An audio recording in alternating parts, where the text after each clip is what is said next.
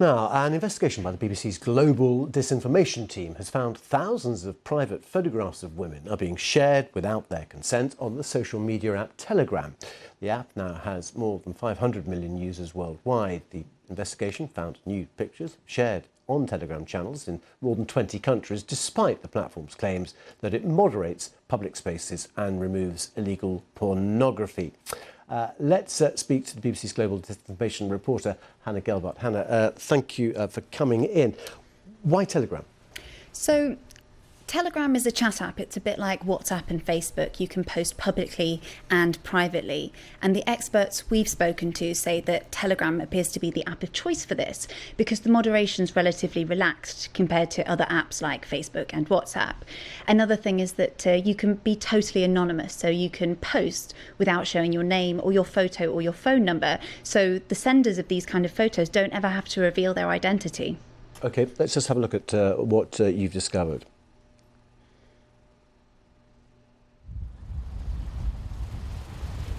Sara is from Havana, Cuba's capital city.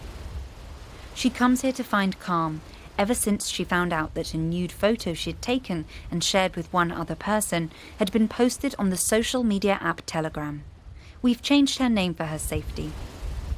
She doesn't know for sure how it ended up in a group with 18,000 followers, many of whom are from her neighbourhood, and may all have seen her naked. I saw super vulgar comments about how hot I was, asking if there were more photos of me. It made me feel horrible. I didn't want to go out, I didn't want to speak to my friends. I became really antisocial. Sara reported the picture of her to Telegram, but got no response.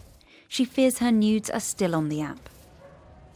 Our investigation found groups with images like Sara's in more than 20 countries, shared with tens of thousands of people on Telegram. And there's very little these women can do about it.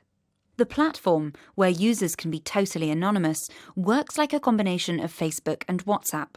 Groups can have up to 200,000 people.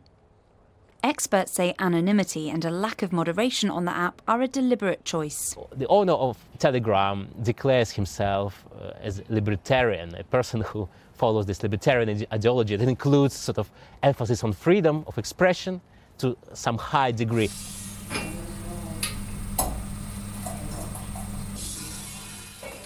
Nigar is from Azerbaijan.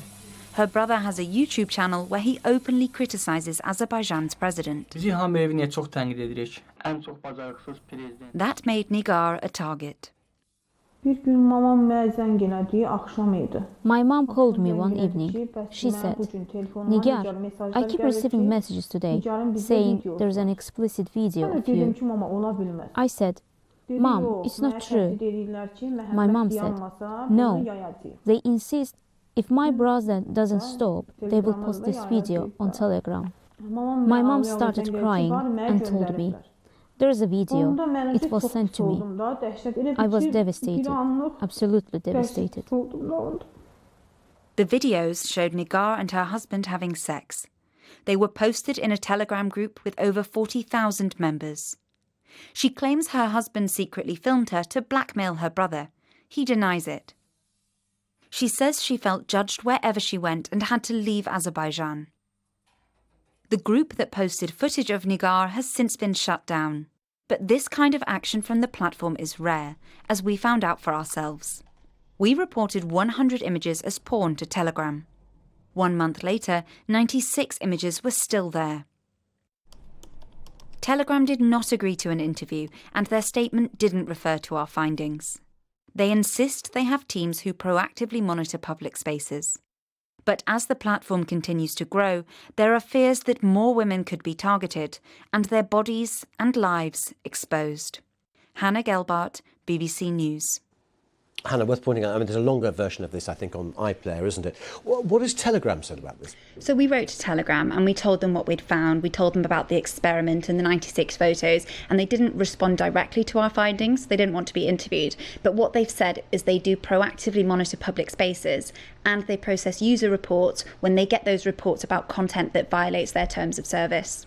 But we've spoken to these women who have reported stuff to Telegram, and it's not being taken down. So, I mean, I suppose more widely, what should and could women do about this? I mean, we all know about or hear about revenge porn and things, but this is very much happening as it seems at the moment. Yes, it's a massive issue, and it's a huge problem globally. I mean, even since we started broadcasting this morning, we've had women contacting us saying that this has happened to them and asking for them, for advice on what they can do. The first port of call would be for them to report it to the app where it's been shared, and another thing they could do is report it to the police, because it's actually illegal in some countries. All right, Hannah Gelbart, thank you very much indeed. As I was saying, there is a longer version on iPlayer, a longer version on BBC News channel, News YouTube channel as well, just to be clear about all the channels that we have here. Anyway, it's across most platforms now. Stay with us here on BBC News, still to come. Colleges in southwest India, which shut down over the wearing of hijabs in classrooms, reopen their doors.